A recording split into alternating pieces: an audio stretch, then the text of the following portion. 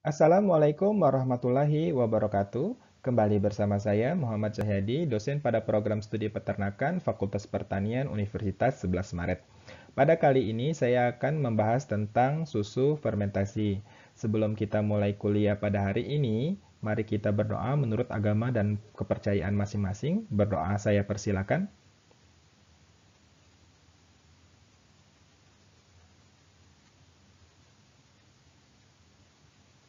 Berdoa selesai.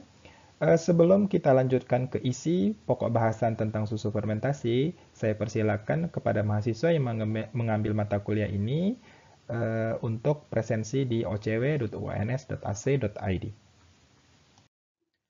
Kembali ke pohon susu gitu ya. Jadi seperti yang saya sampaikan pada kuliah-kuliah sebelumnya, susu itu banyak sekali produk olahannya dan bisa dijadikan berbagai macam produk. Nah, untuk kali ini kita akan membahas tentang produk susu fermentasi.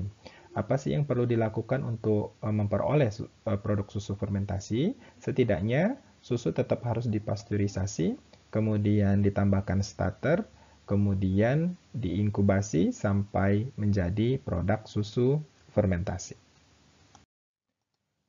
Dalam pengolahan susu, fermentasi diartikan bahwa pemanfaatan yeast, bakteri, maupun jamur untuk mengubah karbohidrat yang terkandung di dalam susu yaitu laktosa menjadi zat-zat lain, bisa berupa asam, kemudian alkohol, maupun karbon dioksida.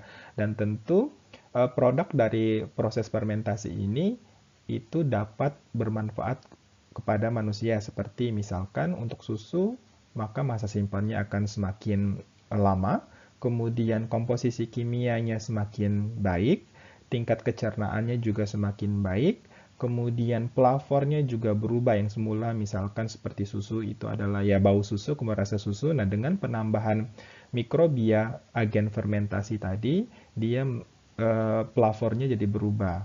Kemudian baunya juga menjadi lebih menarik dan tentu saja ketika dijual itu akan memperoleh harga yang lebih tinggi daripada produk susu segar. Fermentasi sendiri ada berbagai macam. Jadi yang pertama itu adalah fermentasi hamir. Nah, fermentasi hamir ini dia menghasilkan alkohol. Produk susu yang menggunakan hamir itu adalah kefir. Kemudian yang kedua adalah fermentasi asam yang dilakukan oleh bakteri. Nah, contohnya misalkan ada Lactobacillus bulgaricus dalam proses pembuatan Bulgarian milk itu menghasilkan asam laktat. Kemudian begitu juga misalkan contohnya adalah Yakult menggunakan Lactobacillus casei subspesies Sirota itu juga menghasilkan asam laktat. Dan yang ketiga adalah fermentasi kapang. Untuk fermentasi kapang di produk olahan susu saya belum menemukan contohnya.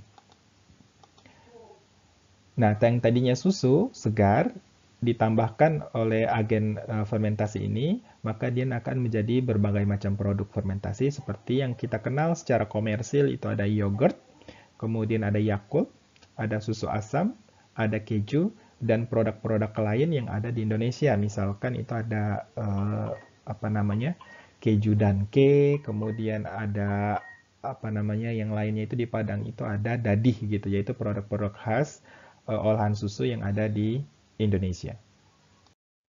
Produk susu fermentasi yang pertama adalah yogurt yang akan kita bahas pada hari ini. Nah, yogurt itu merupakan hasil fermentasi susu, kemudian dia memiliki cita rasa yang khas. Jadi kalau dia rasanya asam, kemudian baunya wangi dan seterusnya. Nah, kandungannya asamnya tinggi. Kenapa kandungannya asam tinggi? Karena terjadi fermentasi, gitu ya, fermentasi oleh bakteri Lactobacillus bulgaricus dan Streptococcus thermophilus. Nah, kemudian tekstur dari yogurt itu dia semi padat, kemudian cita rasanya segar. Eh, Cita rasa segar ini itu disebabkan karena adanya komponen volatil yang ada di dalam yogurt sebagai hasil metabolisme bakterinya. Contohnya adalah di asetil, asetaldehid, kemudian karbon dioksida dan sedikit alkohol. Kemudian bentuknya yang semi padat itu karena susu yang mengandung protein, kemudian adanya asam yang dihasilkan oleh bakteri ini itu menyebabkan proteinnya menjadi menggumpal.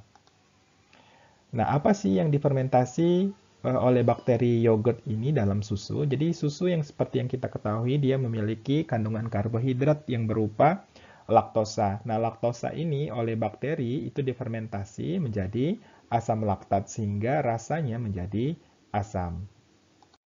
Seperti yang saya sampaikan pada slide sebelumnya bahwa terdapat dua bakteri yang digunakan dalam pembuatan yogurt. Yang pertama adalah Streptococcus thermophilus, jadi seperti namanya gitu, Streptococcus coccus gitu ya. Jadi dia bulat-bulat bentuknya. Dan yang kedua adalah Lactobacillus delbrueckii subspecies bulgaricus. Basil, bentuknya adalah batang. Nah, ini salah satu contoh gambaran bakterinya gitu ya, ketika di staining atau diberi warna pada uji keberadaan mikrobia. Nah, kedua bakteri ini mereka bersimbiosis satu sama lain. Jadi saling menguntungkan sifat kerjasama kedua bakteri ini. Dikenal dengan istilah STLB, Streptococcus thermophilus dan Lactobacillus bulgaricus. Bagaimana bentuk simbiosis antara Streptococcus thermophilus dan Lactobacillus bulgaricus? Gambaran kerjasama mereka berdua ini adalah sebagai berikut. Jadi bakteri Streptococcus thermophilus itu dia menghasilkan asam format. Nah, asam format yang diperoleh atau diproduksi oleh Streptococcus thermophilus ini itu menstimulasi pertumbuhan dari bakteri Lactobacillus bulgaricus sehingga Lactobacillus bulgaricus itu memproduksi asam amino yang namanya lisin dan histidin. Lisin dan histidin ini kemudian digunakan untuk pertumbuhan Streptococcus thermophilus. Dari mana lisin dan histidin? Lisin dan histidin merupakan hasil degradasi protein yang terdapat di dalam susu. Nah, keberadaan mereka ini, mereka bekerja sama hidupnya, kemudian memanfaatkan substratnya itu adalah laktosa atau karbohidrat yang di dalam susu. Nah, laktosa yang dirubah menjadi asam laktat oleh kedua bakteri ini itu menyebabkan pH susu menjadi turun sekitar 4,4 sampai 4,5. Itu mengapa yogurt rasanya asam. Nah, keberadaan asam yang ada di dalam susu ini itu menyebabkan proteinnya itu menjadi menggumpal atau terkoagulasi sehingga tekstur dari yogurt itu sedikit padat gitu ya. Jadi bukan cairan seperti susu tapi dia ada padatannya. Yogurt itu bisa dibuat di mana saja termasuk di rumah. Caranya bagaimana? Caranya simpel gitu. Ini saya ambilkan gambaran cara pembuatan yogurt. Jadi apabila kita memiliki susu segar maupun susu pasteurisasi, kalau susu segar harus kita pasteurisasi dulu. Kalau susunya sudah dipasteurisasi yang dalam bentuk misalkan UHT gitu, itu juga bisa kita gunakan untuk pembuatan yogurt tidak perlu dipasteurisasi ulang, tetapi butuh dihangatkan. Suhu menghangatkannya itu adalah suhu tumbuh optimal dari bakteri yang akan kita gunakan. Atau misalkan dia adalah produk yogurt, berarti kurang lebih di 45 derajat Celcius. Suhu kita panaskan, kemudian setelah suhunya panas tadi, sekitar 45 derajat Celcius, atau kalau susu segar dipasteurisasi diturunkan sampai suhu sekitar 45 derajat Celcius.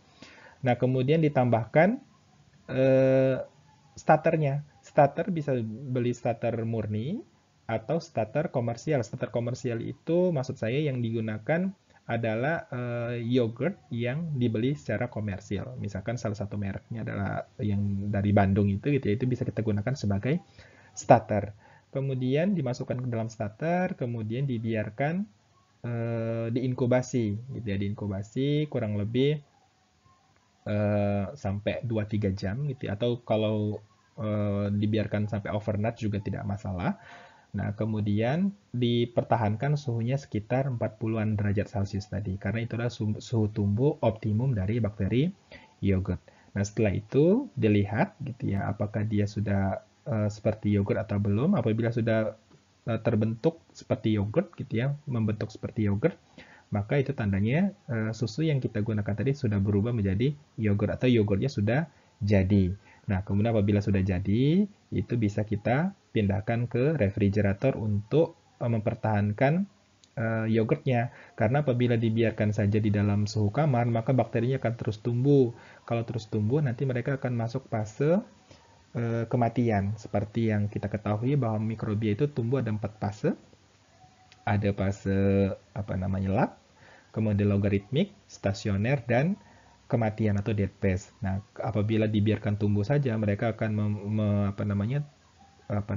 terus tumbuh sehingga menghasilkan toksik gitu ya, atau menghasilkan karbon dioksida yang berlebihan sehingga bakterinya mati dan yogurtnya malah tidak jadi atau sudah kadaluarsa gitu ya. Itu makanya kalau misalkan mahasiswa membeli yogurt kemudian dibiarkan di suhu kamar, kemudian sudah diminum, kemudian diletakkan saja begitu saja, tunggu saja 6 jam gitu, maka dia akan keluar atau kalau dia dalam bentuk kemasan plastik maka dia akan menggembung gitu ya. Mengembung itu tanda kehidupan di dalam yogurtnya itu sudah terjadi karena udah banyak gasnya, karbon dioksidanya tinggi sehingga dia menggembung. Nah, apabila sudah menggembung itu mohon untuk tidak dikonsumsi kembali. Apabila di laboratorium gitu, jadi pembuatan yogurt tahapannya kurang lebih seperti ini.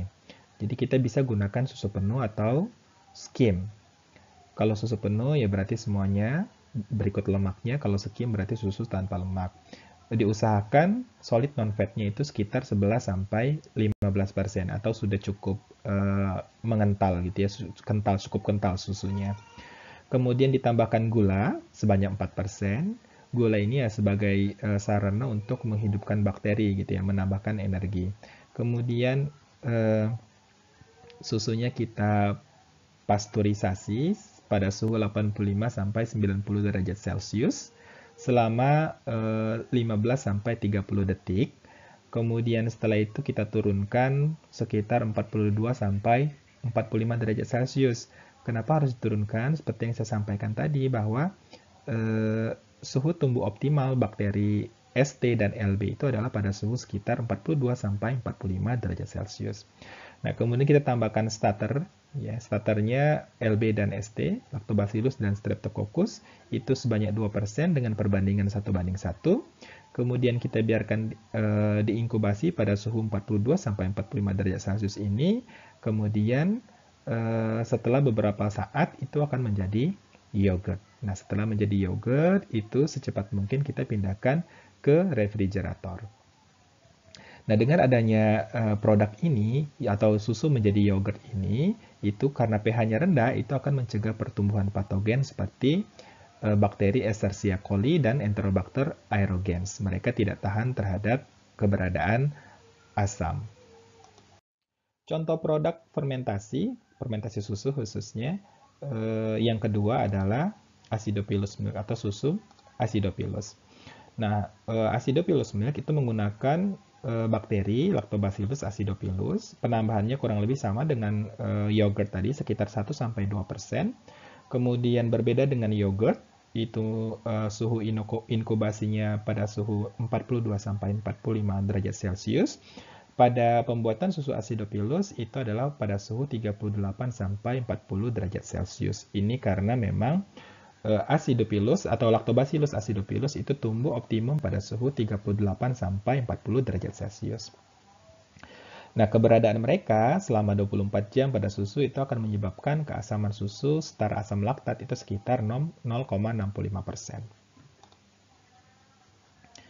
Kemudian penyimpanan suhu 4 derajat Celcius, jadi apabila acidophilus milk sudah jadi, kemudian kita simpan pada suhu refrigerator yaitu 4 derajat Celcius, selama 23 sampai 24 hari itu akan menyebabkan populasi Lactobacillus acidophilus pada produk ini itu akan menjadi turun dari yang jumlahnya jutaan menjadi hanya puluh ribuan per mililiternya. Kemudian penurunan itu tidak akan terlalu drastis apabila hanya disimpan selama 4-7 hari saja. Kemudian Lactobacillus acidophilus ini dia bersifat probiotik, jadi berbeda dengan Streptococcus thermophilus dan Lactobacillus bulgaricus. Lactobacillus acidophilus dia adalah probiotik, kemudian dia bersifat antagonis terhadap Staphylococcus aureus, Salmonella typhimurium, Escherichia coli, dan Clostridium perfringens. Ini adalah bakteri-bakteri jahat atau bad bacteria yang dapat menyebabkan gangguan kesehatan. Contoh susu produk fermentasi lainnya atau susu asam lainnya adalah, yang pertama adalah Yakult. Berbeda dengan produk-produk sebelumnya yang saya jelaskan, kalau Yakult dia menggunakan bakteri Lactobacillus casei subspesies Sirota. Perbedaannya hanya di sini saja. Jadi untuk inkubasinya juga berbeda tergantung suhu optimum dari tumbuhnya bakteri tersebut. Kemudian yang selanjutnya ada contoh lagi kefir. Nah, kefir ini dia menggunakan berbagai macam mikrobia. Ada bakteri, ada yeast juga. Untuk bakteri, dia biasanya menggunakan Streptococcus lactis, Lactobacillus bulgaricus, dan bakteri-bakteri lain. Kemudian dia juga menggunakan lebih dari satu yeast. Contohnya di sini adalah Saccharomyces kefir atau Torula kefir. Nah, Saccharomyces kefir dan Torula kefir ini dia mampu memfermentasi laktosa susu. Nah, keberadaan berbagai macam mikrobia ini dia tumbuh secara bersama dalam suatu masa kecil gitu ya. Jadi kalau kita memberi bakteri starter kefir itu disebut dengan kefir grain karena dia terdiri dari berbagai macam dan bentuknya seperti butiran gitu ya.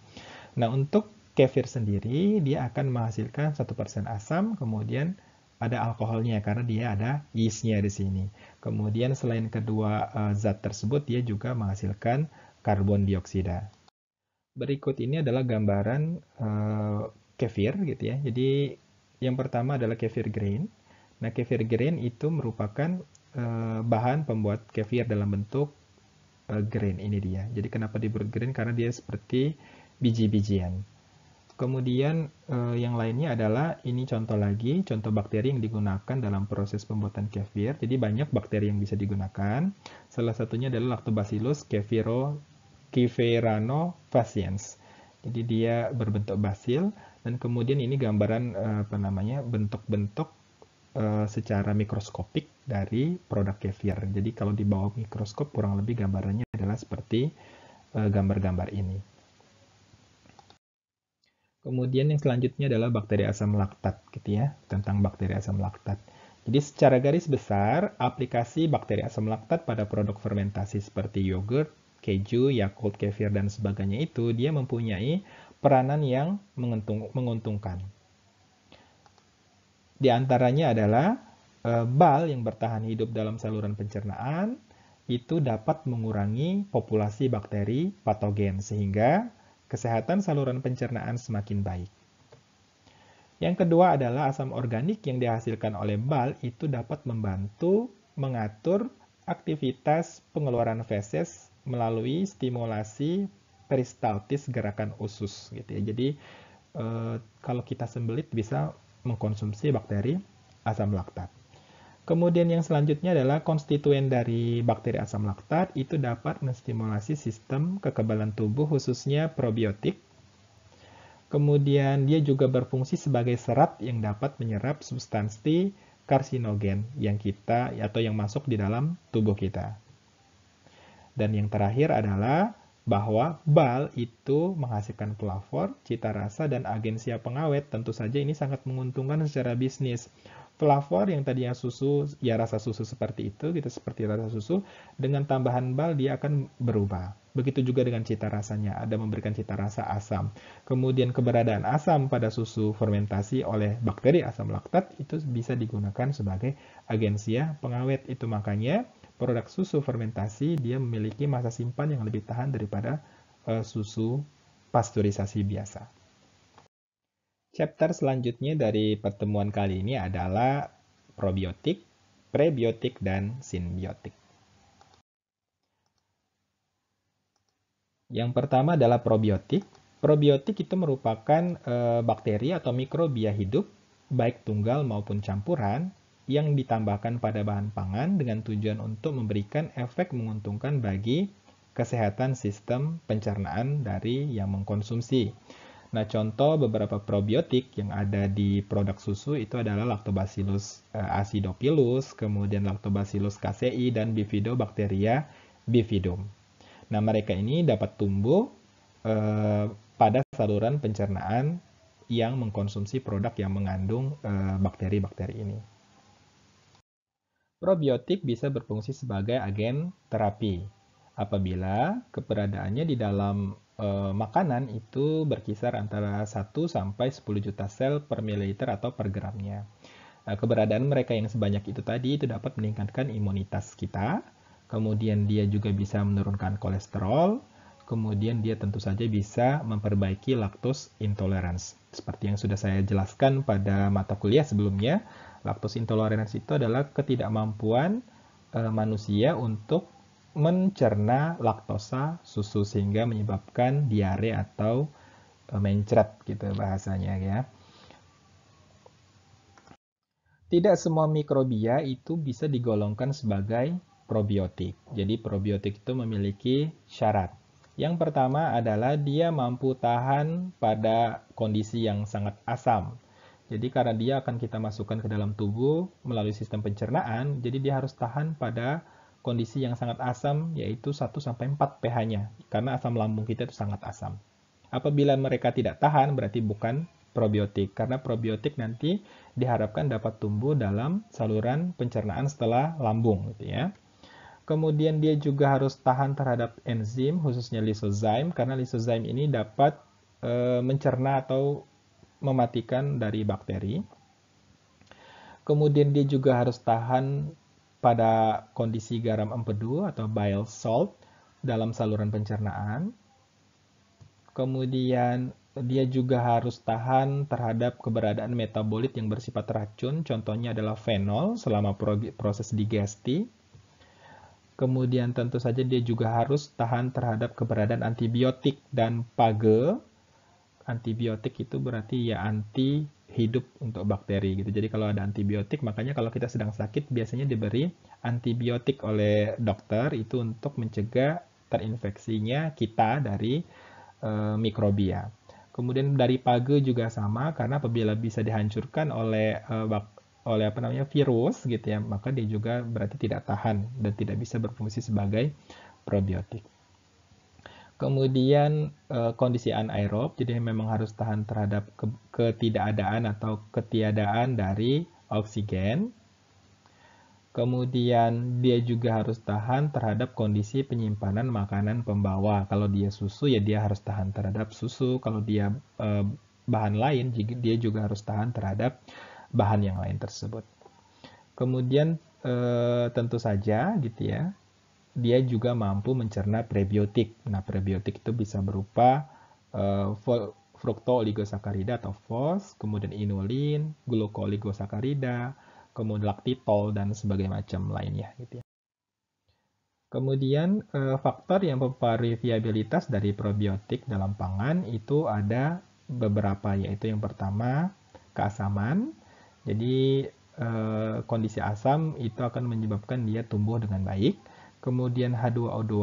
H2O2 ini adalah zat yang dapat digunakan untuk mempasteurisasi susu. Jadi kalau keberadaan ada H2O2 pada susu, maka kemungkinan untuk probiotik atau mikrobia hidup itu akan semakin rendah. Kemudian oksigen terlarut, karena dia bersifat anaerobik bakteria, jadi dia tidak boleh ada oksigen. Jadi oksigen terlarutnya juga tidak boleh banyak. Kemudian suhu ini tergantung dari jenis bakterinya. Apabila dia mesofilik berarti dia di suhu di bawah 30-an derajat Celcius. Apa dia termofilik berarti dia lebih dari 37 derajat Celcius. Kemudian apabila dia sikrofilik berarti dia tumbuh pada suhu rendah. Tetapi kebanyakan bakteri atau prebiotik itu hidup di suhu termofilik. Kemudian konsentrasi asam laktat dan asetat ini juga akan berpengaruh terhadap viabilitas dari probiotik karena itu merupakan produk mereka.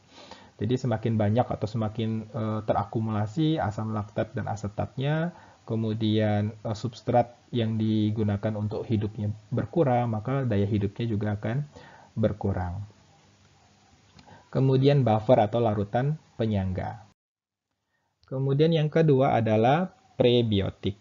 Berbeda dengan probiotik, kalau probiotik adalah mikrobianya, kalau prebiotik adalah bahan makanan untuk probiotik. Jadi apa sih prebiotik?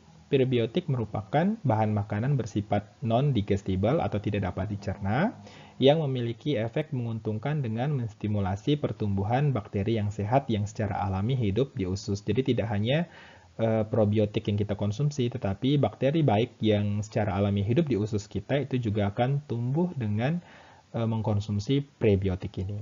Hasil studi menyatakan bahwa ASI itu mengandung oligosakarida yang mempunyai efek prebiotik. Kemudian apa sih keuntungan atau kelemahan dari mengkonsumsi prebiotik dibandingkan dengan probiotik? Jadi kalau prebiotik seperti yang saya sampaikan pada slide sebelumnya adalah sumber energi alami untuk bakteri yang sehat yang ada di dalam usus.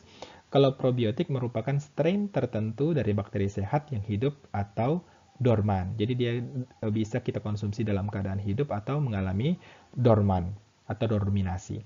Kemudian prebiotik secara alami terdapat di ASI, sedangkan probiotik tidak, gitu ya. Kemudian setelah dikonsumsi, prebiotik itu menyebabkan flora usus itu menjadi lebih beragam dibandingkan dengan pemberian probiotik. Flora tentu saja flora usus yang baik, gitu ya. Kemudian untuk probiotik setelah kita konsumsi, itu flora usus yang mengandung lebih sedikit bakteri sehat dibandingkan dengan pemberian prebiotik. Kemudian prebiotik itu berpengaruh positif pada keseluruhan flora yang ada di dalam usus, sedangkan probiotik tidak berpengaruh pada keseluruhan flora yang hidup di dalam usus kita. Itu makanya tadi kalau kita mengkonsumsi prebiotik, dia akan meningkatkan semua mikroflora, sedangkan probiotik ya hanya probiotiknya saja yang kita makan itu yang akan tumbuh dengan baik di dalam tubuh kita.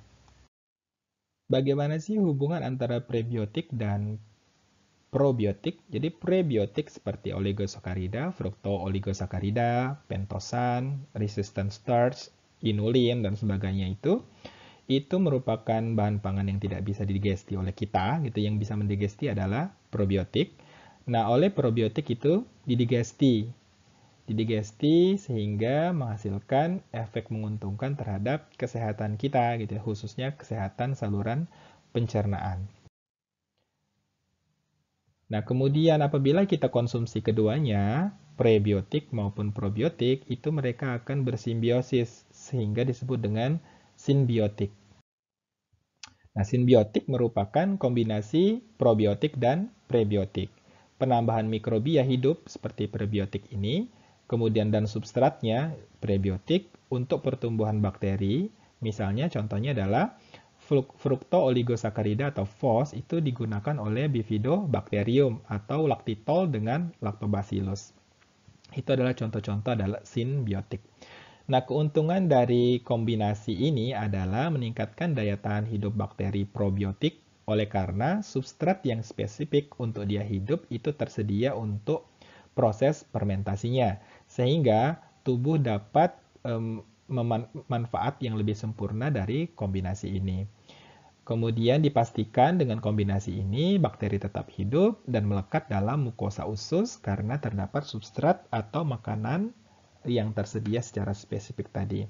Sehingga mereka tetap bisa hidup dan bekerja dalam saluran pencernaan dalam waktu yang lama. Demikianlah kuliah yang bisa saya sampaikan pada pertemuan kali ini. Semoga bermanfaat. Apabila ada kekurangan saya mohon maaf. Apabila ada diskusi silakan disampaikan pada kolom komentar di bawah video ini. Jangan lupa like, subscribe, dan share apabila video ini dirasa bermanfaat untuk halayak umum.